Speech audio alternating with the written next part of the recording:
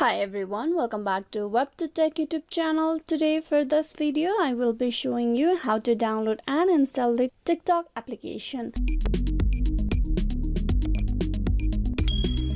So for that, first of all, you need to open the Google Play Store on the Android device. If you are using a iOS device, you need to tap open the Apple Store, that is App Store in the phone, and you will be able to download TikTok from there. So once you open the Google Play Store, on the search bar, you need to type in TikTok and tap on search.